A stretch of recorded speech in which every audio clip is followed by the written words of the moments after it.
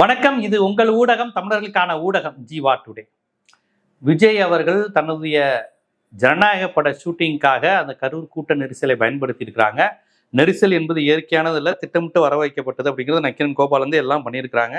இப்போ shooting எடுத்ததுக்கான camera இதெல்லாம் use பண்ணியிருக்காங்க. நம்ம கடந்த வீடியோலேயே அதை விரிவாகவே சொன்னோம். இந்த கேமராலாம் சினிமா ஷூட்டிங்கான கேமரா இவங்க பயன்படுத்தி இருக்கிறாங்க அப்படிங்கிறத நம்ம ஆதாரத்தோட எடுத்து சொன்னோம்.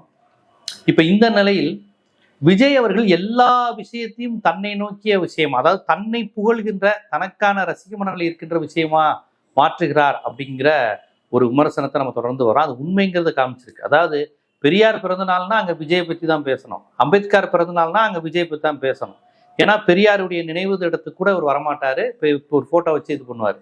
அதனால வேலு நாச்சியார், அஞ்சலை அம்மாள், யாராக இருந்தாலும், மொழி ஈகியர் நாள் எதுவாக இருந்தாலும் இவர் அவங்களோட மதித்து அவங்களுடைய இடத்துக்கு போக மாட்டார்.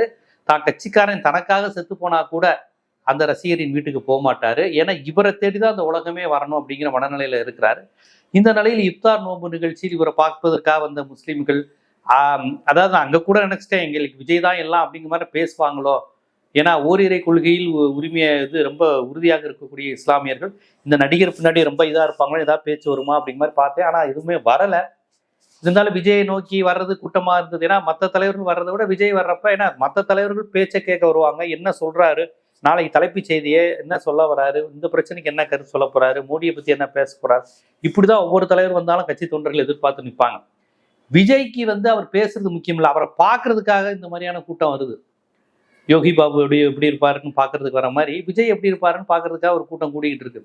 இப்போ இஃப்தார் அப்படிங்கிற நிகழ்ச்சிங்கிறது இஸ்லாமியர்கள் நோன்பு இருந்து அந்த 6 மணிக்கு அந்த டயத்துக்கு நோன்பை துறந்து நாங்கள் நோம்பு முடிச்சிட்டோன்னு சாப்பிட்ற அந்த பேரிச்சம்பழத்தையோ கஞ்சியோ வடையோ சமோசாவோ எடுத்து வாயில் வைக்கிற நிகழ்வு தான் இஃப்தார். இதை வந்து தமிழ்நாடு மாதிரியான மாநிலங்களில் இது அரசியல் கட்சிகள் எப்படி பார்க்குறாங்கன்னா, நாங்கள் இஸ்லாமியர்களுடன் இருக்கிறோம், இஸ்லாமியர்களுக்காக நாங்கள் இருக்கிறோம், அவர்களுடன் துணை நிற்போம் அப்படின்னு காண்பிக்கும் நிகழ்வாக ஒவ்வொரு கட்சியும் முஸ்லீம்களை கூப்பிட்டு நடத்துறது, முஸ்லீம் கட்சிகள் அரசியல் கட்சிகளை கூப்பிட்டு நடத்துறதுன்னு அது ஒரு மத நல்லிணக்க விழாவா அது மாறுது.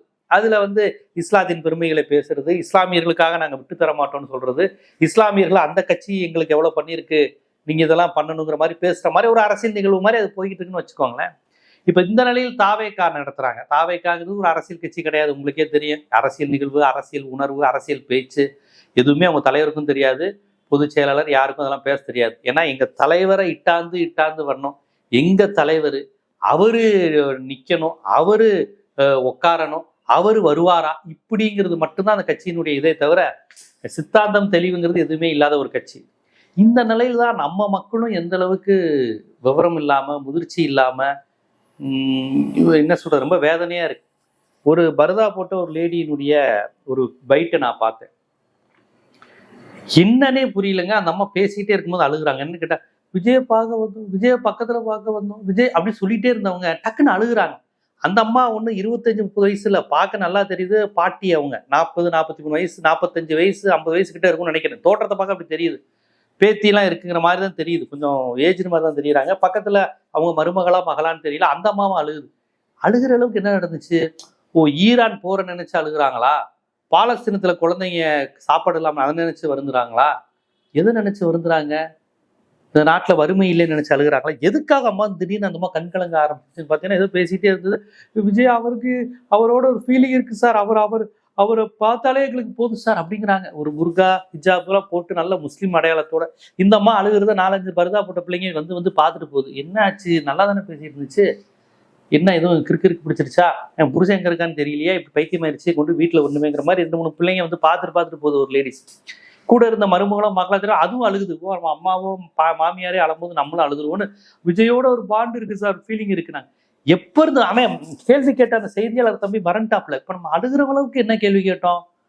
அந்த மாதிரி சென்டிமெண்டா இங்க ஒண்ணுமே நடக்கலையே, இல்ல அரசியல் உணர்வா எதுவும் இந்திய எதிர்ப்பு போராட்ட உரை நடந்து அழுதாங்களா, முத்துக்குமரன் எப்படி செத்து போனாருங்கிற மாதிரி அழுதாங்களா, இங்க பாலஸ்தீன குழந்தைங்களை சோறு இல்லாம சாப்பாடு இல்லாம தவிச்சுக்கிட்டு இருக்கு அந்த கொடூரத்தை நினைச்சு அழுகுறாங்களா? அப்படி ஒண்ணுமே இங்க நடக்கலையே அப்படின்னு கேட்டா, அவனே பதறி போய் அந்த செய்தியாளர் கேட்கிறாரு, ஏமா இப்ப நீங்க அழுகிற அளவுக்கு என்ன நடந்துச்சு, அப்படி என்ன பாண்டிங் விஜயோட, எப்ப இருந்து இந்த பாண்டிங் வந்துச்சு அப்படின்னு கேட்குறாங்க.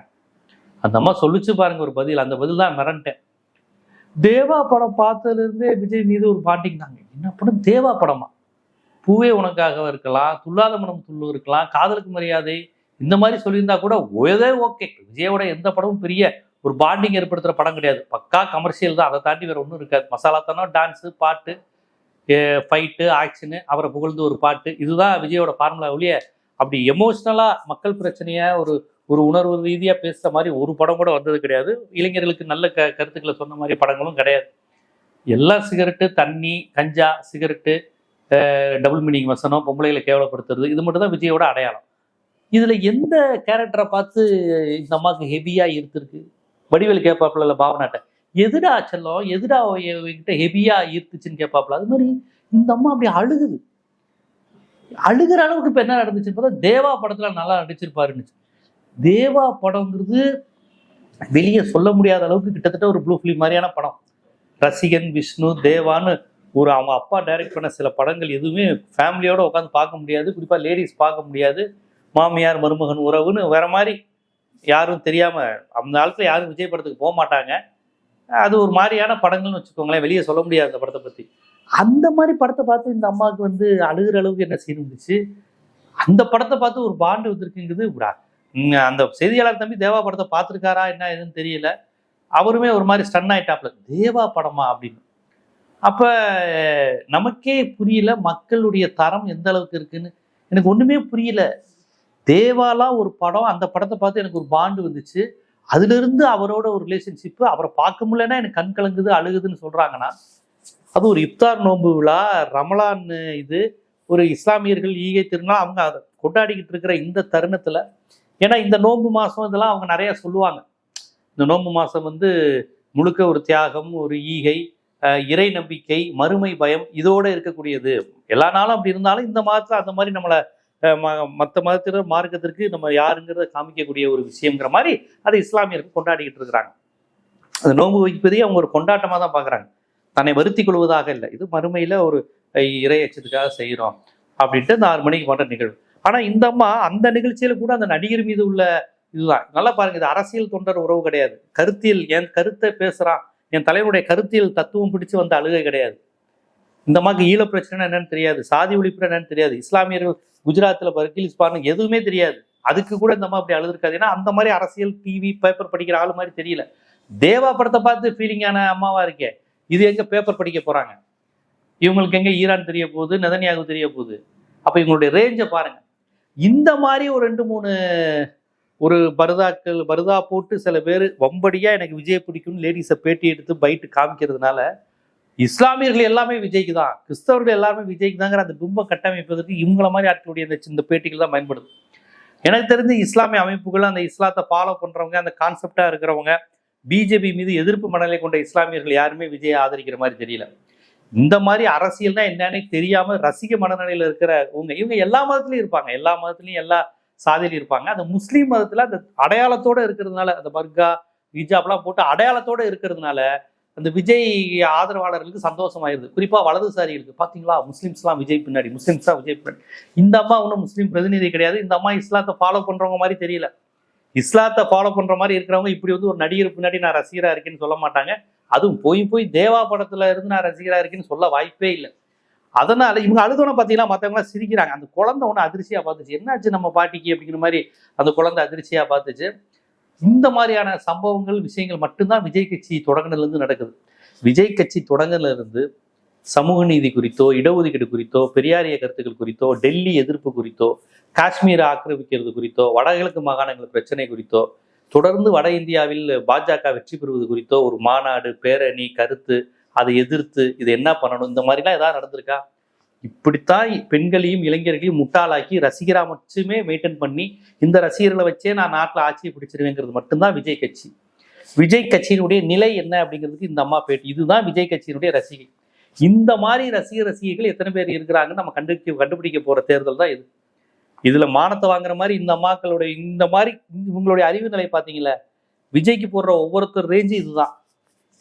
இந்த கேஸ் இவங்கள லெவலுக்கு அறிவு மட்டும் இருக்கிறவங்க மட்டும்தான் விஜய்க்கு ஓட்டு போடுவாங்க. அதை தாண்டி சிந்திக்கக்கூடிய, எனக்கு தெரிஞ்சு இஸ்லாமியர்களை அவ்வளவு எளிதாக விஜய் ஓட்ட வாங்கிட முடியாது. ஏன்னா இஸ்லாமியர்கள் இன்னைக்கு பாஜகவினுடைய அனைத்து கொடூரத்தையும் நேரடியாக அனுபவிச்சு கொண்டு இருக்கிறாங்க.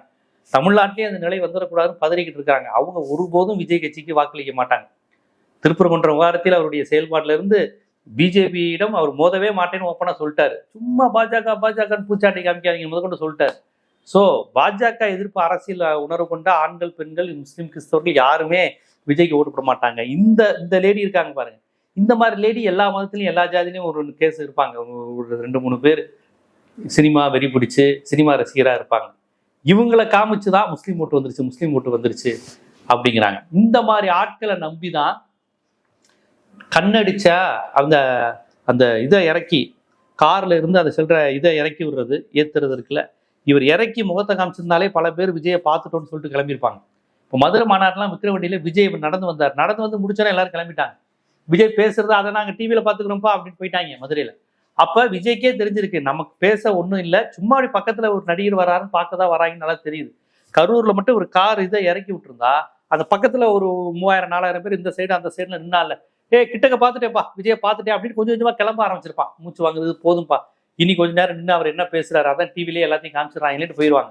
அதை இறக்காம அவர் இருப்பதற்காக அங்க உள்ள உதவியாளர் இவங்ககிட்ட எல்லாம் கண்ணடிச்சு, இப்ப பாத்தியா நான் இறக்கணும்னு கத்துறாம்பார், நான் ஏத்துனோடனே அமர்ந்தவன், இறங்கணும்னு கத்துறாம்பார், லைட்டு போட்டோன்னு கத்துறாம்பாருன்னு தன்னுடைய சுய மோகத்தை பாத்தியா எனக்காக எத்தனை பேர் உயிர் கொடுக்கறக்கா, எத்தனை முட்டாள்கள் எனக்கு பின்னாடி இருக்கிறான்னு அதுல ஒரு தப்பட்ட அடிச்சுக்கிற தற்பெருமைத்தனமா விஜய் செஞ்சிருக்காருங்கிறத ஆதாரத்தோட நக்கிறேன்னு சொல்லியிருக்கு. அந்த குரூப்பு தான் இவங்கெல்லாம். இவங்கள மாதிரி ஆட்களுடைய ஏதாவது நான் நினைக்கிறேன் இவங்களையே விமர்சிக்கணும்னா இவங்களுடைய ரசிகத்தனம் தான் 1.25 வயசு குழந்தைய கொண்டுச்சு. ஓரளவுக்கு ஒரு சினிமா நடிகருக்கு அப்படி நின்றுக்கிட்டு வெக்கம் இல்லாம சாப்பிடாம பாத்ரூம் போகாம பச்சை குழந்தைய வெயில வச்சுக்கிட்டு நிக்கிறோமே, கொஞ்சம் சுயமரியாதை, பெரிய அளவுல பெரியார மார்க்ஸ் எல்லாம் படிக்க வேணாம், ஒரு சின்ன சுயமரியாதை உணர்வு இருந்தா கூட கிளம்புங்க அப்படின்னு கிளம்பியிருப்பாங்க. இன்னும் அவ்வளவு பெரியவனா 3 மணி நேரம் நமக்காக காத்துக்கிட்டு இருக்கிறோம் அப்படின்னு. அந்த உணர்வு கூட இல்லாம மழுமட்டத்தனமா இப்படி அறிவு போதாமையில வேற அறிவு, படிப்பறிவு, புத்தக அறிவு எதுவுமே இல்லாத ஒரு சில கூட்டம் இருக்கு. அது விஜய்க்கு ரசிகையாக இருக்கிறாங்க. இவர்களை போக்கஸ் பண்ணி இவர்கள் மட்டுமே தமிழ்நாட்டில் இருக்கணுங்கிறது தான் வலதுசாரிகளின் எண்ணம். ஏன்னா இவங்களுக்கு பெரியார் தெரியாது, சமூக நீதி தெரியாது, இஸ்லாமியர் உள்ளிட ஒதுக்கீடு எதுவுமே தெரியாது. இஸ்லாமியர்களுக்கு எதிராக விஜய் பேசினா கைத்தட்டி பார்த்துட்டே இருப்பாங்க. நம்ம எல்லாரும் இந்து தானே எதுக்கு முஸ்லீம்னு சொல்றீங்கன்னு கேட்டா கைத்தட்டி பார்த்துட்டே இருப்பார். பாஜகவோட காமன் சிவில் கூட ஆதரிங்கன்னா ஆதரிச்சுவாங்க. ஷரீத் சட்டம் எடுத்துருங்க, இந்துக்கள் மாதிரி தான் முஸ்லீம் ஆண்களுக்கும் சட்டம், ஓகே அதோட விஷயம் தெரியாது, அவர் கரெக்டாக தானே சொல்றாரு, அது யாருக்கும் பாதிப்பு இல்லாம போகணுங்கிறாரு அப்படிங்குவாங்க. அது எவ்வளவு பெரிய ஆபத்து பிஜேபி அதெல்லாம் அவங்களுக்கு தெரியாது. பாபர் மசூதி இடிச்சுட்டு பக்கத்திலேயே கட்டித்தரேங்கிறாங்களா அப்புறம் என்ன அப்படிங்குவாங்க. இவங்கள மாதிரி ஆட்கலாம் அந்த கேஸ் தான். ஸோ இந்த மாதிரி அறிவு போதாமை உள்ள ஒரு பெரிய ஒரு கூட்டத்தை வச்சிருக்கிறோம் அப்படிங்கிற நம்பிக்கை தான் விஜய் எலெக்ஷன் நிப்பாட்டுறாங்க.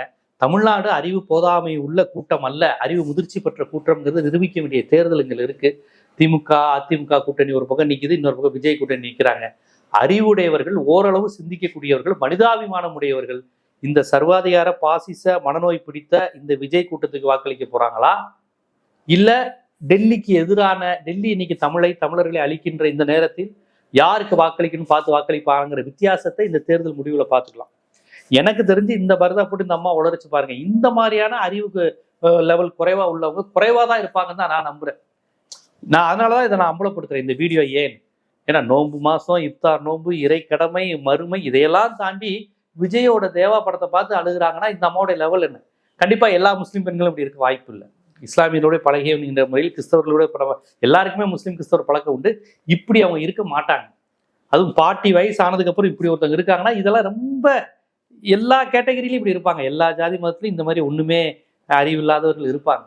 இவர்கள் மட்டுமே தமிழ்நாடு அல்ல அப்படிங்கிறத நம்ம தமிழ்நாடு தேர்தல் முடிவுகள் இது பண்ணியிருக்கிறாங்க. எல்லாமே அறிவுடையவர்கள், பகுத்தறிவு உடையவர்கள். இப்படி சினிமா முகத்துல போக மாட்டாங்கன்னு தான் நான் நம்புறேன். ஆனா இந்த அம்மாவை நான் வன்மையா கண்டிக்க காரணம், உங்களை மாதிரி ஆட்களுடைய அந்த அறியாமைக்கு தான் 1.25 வயசு குழந்தை செத்து போச்சு. அந்த கூட்டம், உங்களை மாதிரி ஆட்களுடைய கூட்டம், அந்த இது கீழே இறக்கி மேலே இறக்கி லைட்டு போட்டு விளையாண்டது உங்களை மாதிரி ஆட்களுடைய ஆன்னு பார்த்ததற்கு பாருங்க. ஏன்னா விஜயோட லெவல் என்னன்னு அவருக்கு தெரியும். நம்மளை பார்க்க கூட இத்தனை பேர் இருக்காங்க அப்படிங்கிற அந்த அவரை சுய மோகத்துல மிதக்க வச்சதுல உங்களுக்கும் ஒரு பங்கு உண்டு. இந்த ரசிக மனநிலை, இந்த முட்டாள்தனத்துக்கு ஒரு பதில் உண்டு. ஸோ இவர்கள் கத்தி எடுக்க போவதில்லை, துப்பாக்கி எடுத்து கொல்ல போவதில்லை. சமூகத்தின் ஆரோக்கியத்தை சீர்குலைப்பதில் இந்த மாதிரியான ரசிகர்கள் இருக்கிறாங்க.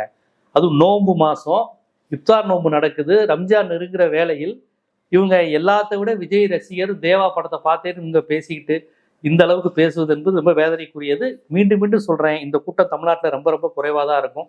சிந்திக்கக்கூடியவர்கள், ஜியோ பாலிடிக்ஸ், ஈரான் பாலிடிக்ஸ் பேசக்கூடிய இஸ்லாமியர்கள் அதிகம். இங்க புவிசார் அரசியல்ல அதிகம் ஆர்வம் உடையவர்கள், நேரடி தொடர்பு இருக்குன்னு நினைக்கக்கூடிய இஸ்லாமியர்கள் அதிகம். ஆகவே அப்பேற்பட்ட அறிவுஜீவிகள் இருக்க இஸ்லாமியர்கள்ட்ட இந்த மாதிரி ஏதோ கொசுறு மாதிரி கொஞ்சம் பேர் இருக்கிறாங்க, இதை மையப்படுத்திட்டு முஸ்லீம் ஓட்டு கிறிஸ்டின் ஓட்டு விஜய்க்கு வந்துரும்னு நான் நம்பல. அது வலதுசாரிகள் திட்டமிட்டு அப்படி உருவாக்க நினைக்கிறாங்க. இந்த நடிகர் பின்னாடிதான் முஸ்லீம் இருக்காங்க, தலித் இருக்காங்கன்னு. அப்படி அல்ல, அவர்கள் அரசியல் படுத்தப்பட்ட கூட்டம் என்று நான் முழுமையாக நம்புகிறேன். அவர்கள் கண்டிப்பா இந்த மாதிரி நடிகர் பின்னாடி போக மாட்டாங்கிறது என்னுடைய ஆணித்தரமான நம்பிக்கை. அதே சமயம் எல்லா மதத்திலையும் சாதியிலையும் இந்த மாதிரி அறிவு வளர்ச்சி குறைவானவர்கள் இருக்கிறார்கள் என்பதும் வேதனைக்குரிய விஷயம். இவர்களால் அரசியல் சமூக மாற்றத்திற்கு, ஆரோக்கியமான சமூகத்துக்கு ஆபத்து இருக்கு. கெட்டவங்களால மட்டும் இல்லை, அறிவில்லாதவங்களாலும் சமுதாயத்துக்கு பாதிப்பு வரும். அதுக்கு உதாரணம் தான் அந்த விஜய் ரசிகர்களுடைய கூட்டம்ங்கிறதையும் உணர்த்த வேண்டியது ஒரு ஊடகவியலாளர் நம்முடைய கடமை. இது போன்ற அரசியல், சமூகம், ஜனநாயகம் போன்ற பல்வேறு விழிப்புணர்வு காணொலிகள் உங்களை வந்து சேருவதற்கு ஜீவா டுடே சேனலை சப்ஸ்கிரைப் பண்ணுங்க, ஆதரவு. நன்றி.